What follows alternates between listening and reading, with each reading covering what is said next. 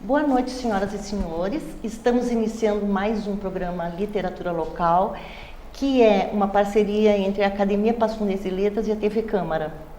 Hoje nós estamos trazendo uma pessoa que promove a cultura e a literatura há muitos anos em Passo Fundo.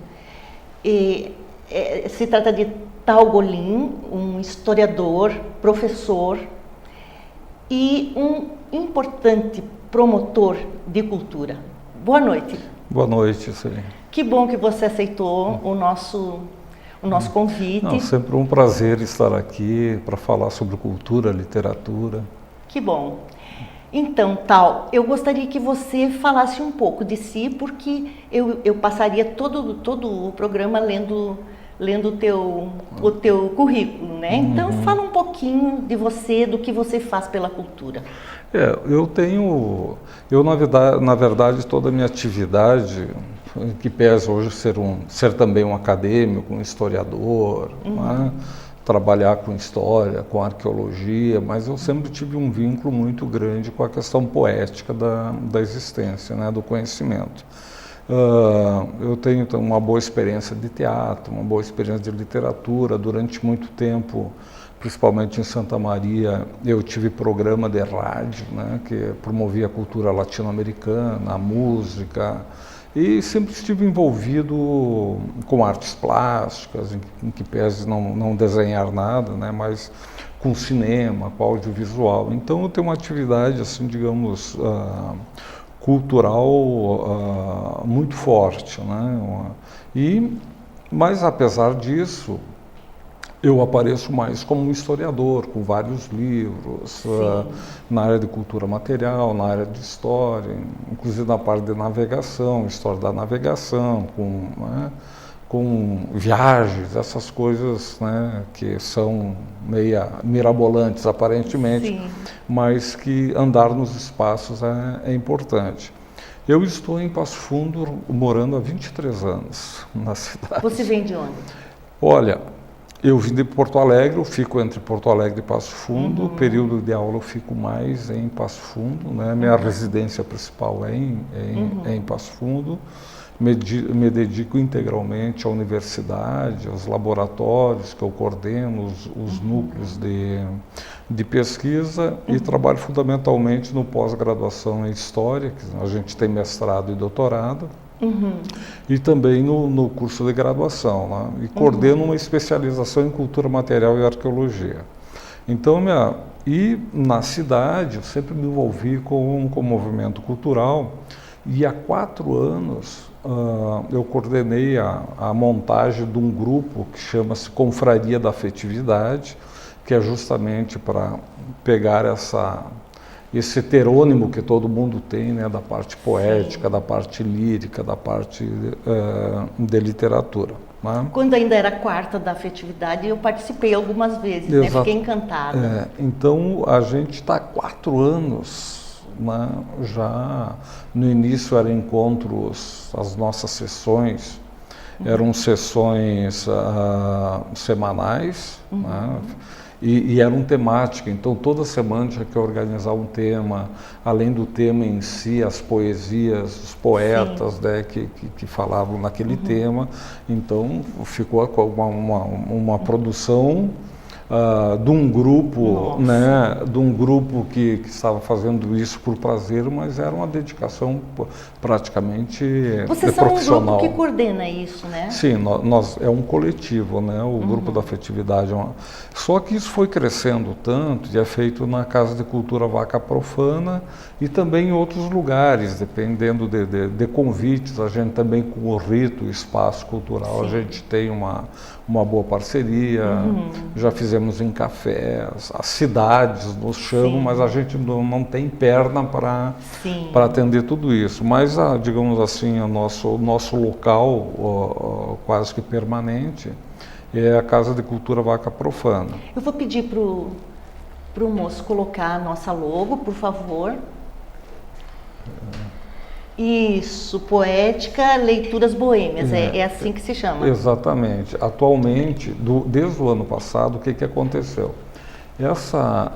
Toda a nossa ideia era de levar literatura para os ambientes em que as pessoas estão, ou criar um ambiente, né, um ambiente de noite em que as pessoas pudessem ir e falar dos seus poetas, dos seus autores de literatura que eram importantes para a sua formação pessoal, para a sua cultura, etc. E fundamentalmente ler poesia. Sim. Então tem uma concepção de roda poética em que as pessoas não só levam livros, mas também os autores. Claro. Há um espaço para os autores. Então, Claro. não é um ambiente de declamação de poesia, é um ambiente de leitura de poesia. Né? E isso agrega muito mais pessoas. Né? As pessoas podem ler também seus poemas, ler seus textos. Então, ele tem essa concepção. Então, o que aconteceu? Do ano passado, um dos eventos sobre a comemoração do aniversário da cidade, a gente uniu, de certa forma, essa programação à poética e à jornada de literatura. Claro, claro. Né? E a jornada incorporou entre seus eventos essa ideia da leitura boêmia. Né, que estava e é boêmia poética, mesmo, né? Né? O ambiente do bar propicia isso, né? Essa boemia é muito linda. Por favor, vai passando as fotos, por favor. Né? Então, a poética, então, ela tem, veja, uma coisa bem informal. As pessoas, se é inverno, podem levar seu vinho, sua cerveja. Né? Tem uma contribuição espontânea para manter o local, né? A Casa de Cultura Vaca Profana, e é aberta o único critério, o critério da sensibilidade, do respeito ao conhecimento, à literatura, né? E ela é muito tensa, e ao mesmo tempo muito leve, né? As pessoas saem reconfortadas desse ambiente, aquilo que é o velho conceito de poética, né? A poética é esse momento de delírio do saber, da sensibilidade. Então, a nossa preocupação é manter essa ambiência, digamos assim. E tem música? Isso. Então, qual é a concepção? A coordenação, ela faz uma abertura, né, com os coordenadores, depois passa para a roda, para os presentes, e no final sempre tem o convidado musical, né, que também se apresenta com as suas composições. A gente tem levado, assim, é impressionante que Passo Fundo e a região tem de músicos bons, de cantores espetaculares, assim, né?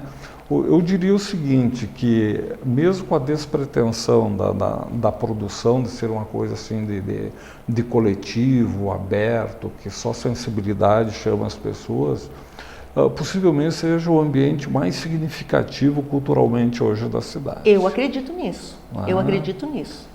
E é uma pena, assim, que algumas pessoas, né, mas é comum, assim, as pessoas, eu quero ir, mas não deu. A gente recebeu muito dessas informações. Mas assim, isto serve, um ambiente assim, ele serve para nos resgatar daquele ambiente tão pesado do trabalho, não é?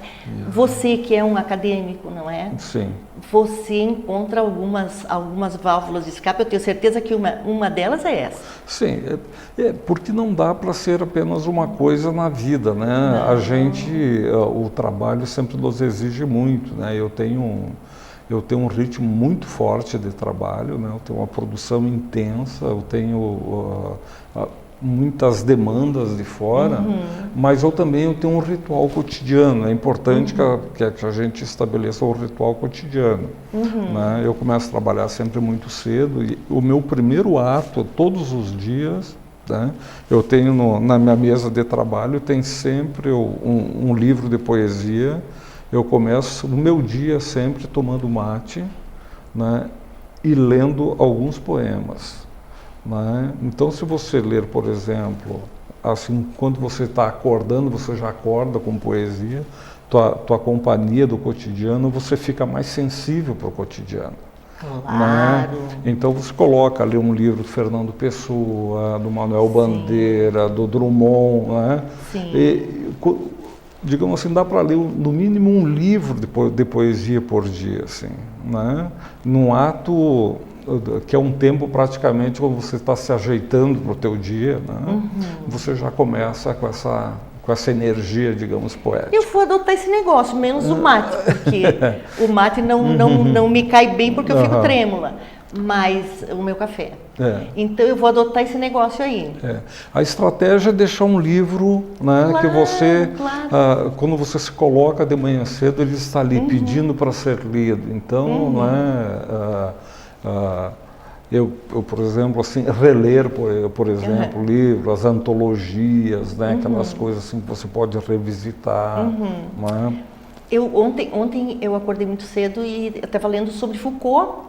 Então, é uma coisa pesada. Foucault é uma coisa densa, né? Claro. Então, eu vou adotar poesia que é para preparar o meu dia de uma forma mais leve, né? Eu tenho a impressão assim que ela te dá, ao mesmo tempo que você fica aberto, na verdade, assim. Para beleza, para arte. E quando você vai para o trabalho duro daí, que é teoria, né?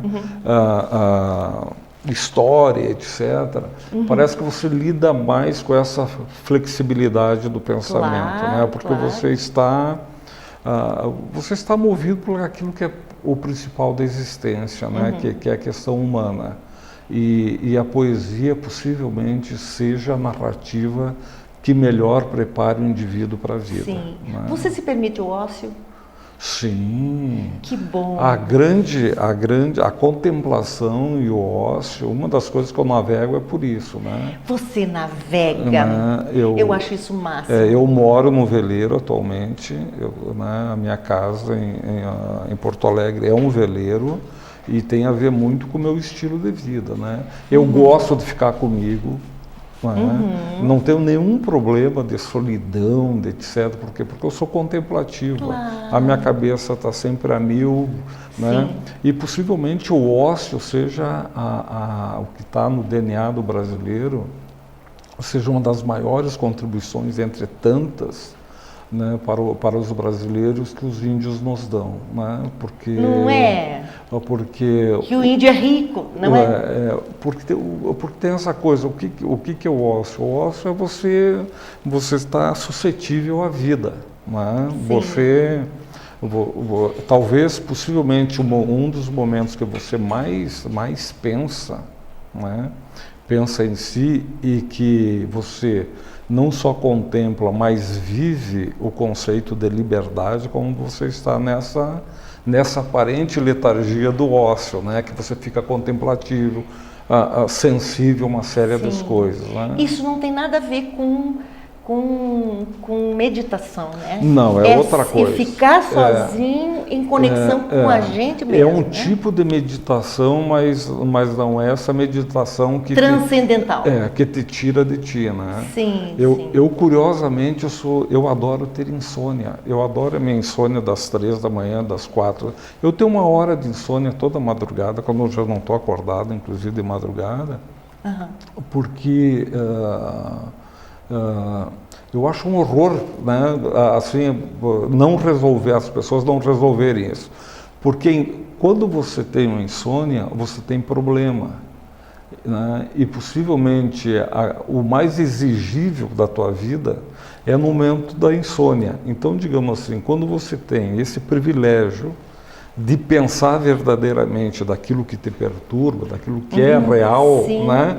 Você vai tomar remédio para dormir, é como fugir do problema. Verdade. Né? Então eu não tomo remédio. E você levanta para comer, não? Não tenho esse hábito. Assim, que é um erro, como poucas vezes e quando como muito. Né?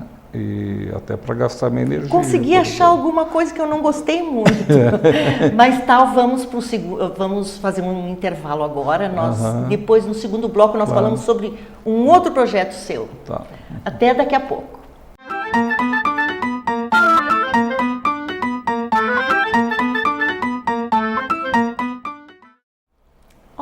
estamos de volta então com Talgolim. Nós já conversamos muito sobre esse trabalho que você e uma equipe, desenvolvem já há 4 anos. E eu gostaria de saber quando é que essas sessões boêmias acontecem e aonde? Olha, a poética, a Leituras Boêmias, ocorre na Casa de Cultura Vaca Profana, que é na Paissandu, 180, fica a 1 quadra da praça ali do Hospital da Cidade, em Passo Fundo. Então, a referência ao Hospital da Cidade, indo do centro para a prefeitura, digamos assim, aqui para a TV Câmara, pela Paissandu, passou a praça à direita no final da quadra, número de 180. noite? Às terças-feiras, encontro quinzenal. Né? Encontro quinzenal. Tipo 7h30. A gente tem uma página também na internet que chama-se a Poética Leituras Boêmias, uma página do Facebook, que as pessoas podem acessar, inclusive os poemas que são lidos nas sessões estão na página. Vamos falar de um outro assunto, de um outro projeto teu que deve ser do teu coração, não é? Por favor, ponha logo a capa do Fraseador Poético. Fraseador é um heterônimo teu, é ou não é? Exatamente, é o lado lírico. O lado lírico do Talgolim, muito bem. Conta o que é esse projeto. Bom, o projeto, o Fraseador Poético, então é um heterônimo meu, né, que é um poeta, um narrador, né, um fraseador que se expressa de uma forma literária sobre os vários problemas, né, da existência, digamos. Então, então agora está saindo a primeira coletânea com o tema do amor. Olha, eu vou dar um aperitivo. Vou ler algumas frases aqui que eu amei. Apesar deste sol de primavera, meu coração está para a garoa. Lindo. Estou assim meio desazado, perdendo penas na noite. Fiz um retiro, passei uma semana em reclusão comigo e não nos acertamos. O teste mais radical da liberdade é a solidão. Isso que a gente estava conversando antes. Talvez seja a nota mais aguda da sinfonia da liberdade. A solidão não é vazia, um vácuo. Ela está povoada dos sonhos e livre dos dejetos que expulsamos de nossas existências. Antes de dor, é um transe na essência do humano. A solidão é um suicídio no cosmos. Muito lindo. Se o livro todo é isso, parabéns. O livro, o Fraseador Poético, né, ele tem como subtítulo o Amor Total. Né? Então ele tem uma concepção cíclica que é que expressa, digamos assim, o movimento que os indivíduos têm na relação amorosa. O movimento amoroso, não é? Que é o encantamento, quando uma pessoa começa a encantar com a aproximação, a relação, o cotidiano, os problemas do cotidiano, a separação, né?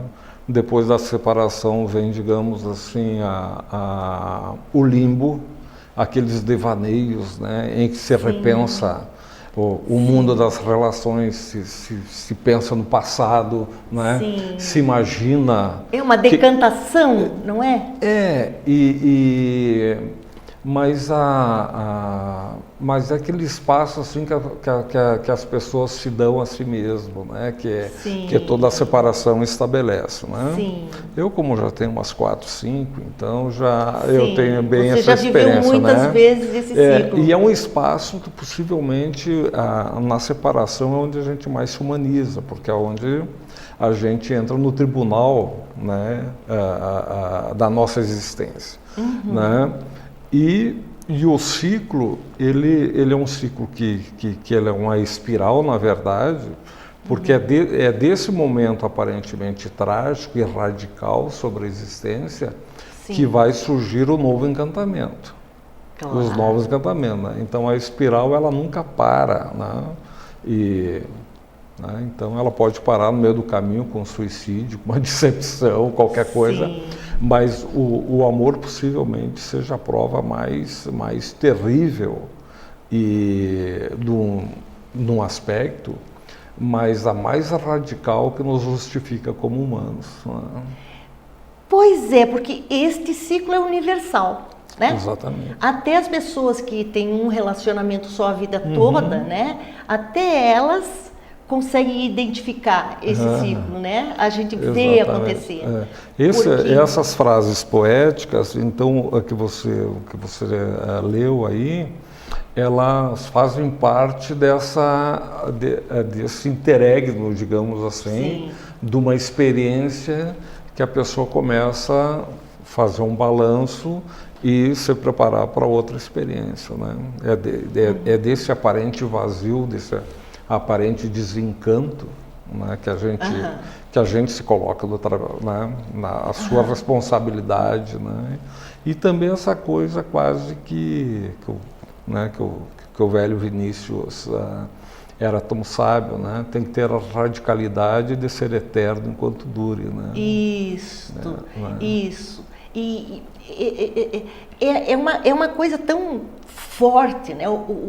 O amor nos proporciona emoções que nenhuma outra coisa nos traria, né? E ele é aberto porque, veja, também o subtítulo diz o amor completo, a dor do quanto poderia ter sido. Então, entendeu? Na verdade, a dor maior, ela vem de uma reflexão, né?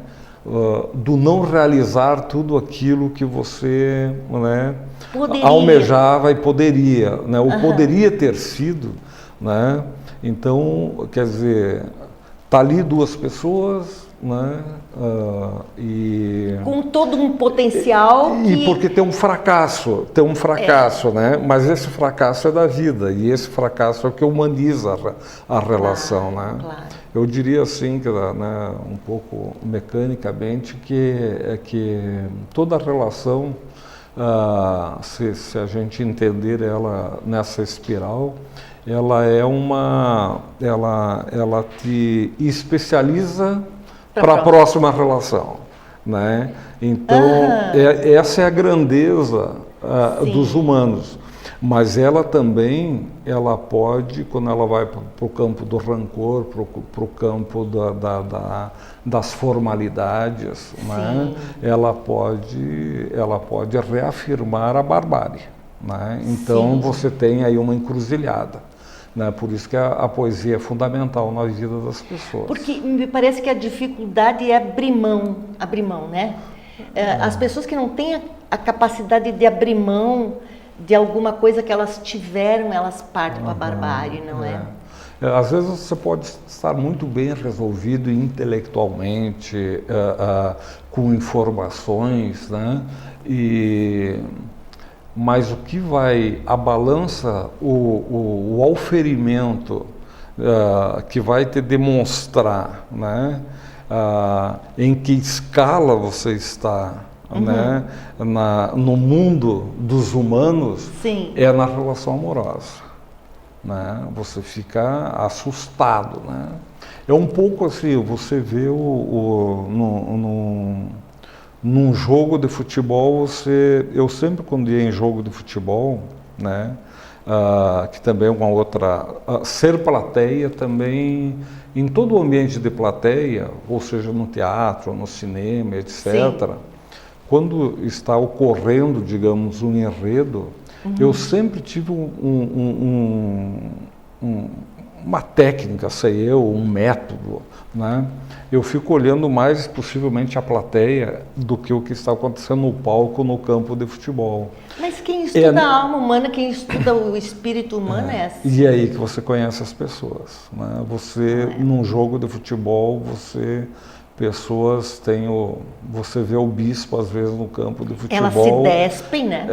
Não é na igreja que está o verdadeiro indivíduo, mas é ali na sua manifestação frente a um fenômeno, né?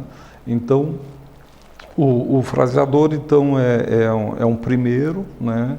Tem o segundo, que vai se chamar Todo o Tempo, né? Já está pronto? Tá pronto, mas o fraseador, eu fiz a opção, todo ele é escrito em forma de poesia, né? De verso. E depois ele tem um copydesk mais sensível, que ele é transformado, essa poesia é transformada em prosa poética. Prosa poética. Né? Que dá uma outra leveza. É uma conversa com dá uma intimidade maior. Isso. Né? Então, o fraseador, ele está naquele site, que é isso que a gente poderia falar também. É muito importante. Né?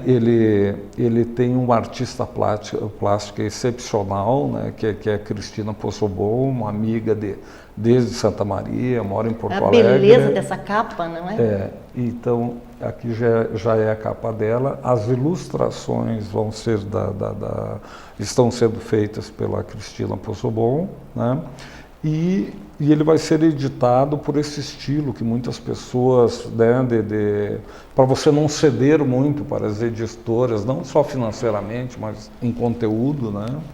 E não espremer o texto quando tu quer que ele flua, que ele seja leve, que ele respire. Então a gente optou pelo sistema de campanha pública, né, de apoio público. Então ele está no site A Catarse. O nome do site é Catarse, né? Entra lá no site Catarse, coloca o fraseador poético e vai chegar no projeto. E aí contribui, né, com o projeto para a publicação do primeiro fraseador poético e recebe em casa o livro, quantos livros quiser. Sim, não, eu estou tentando fazer essa... Eu não estou conseguindo chegar ao fim da minha doação. Eu quero muito esse livro e eu não estou conseguindo porque eu sou um pouco analfabeta virtual, né? Tecnologia, por causa da idade.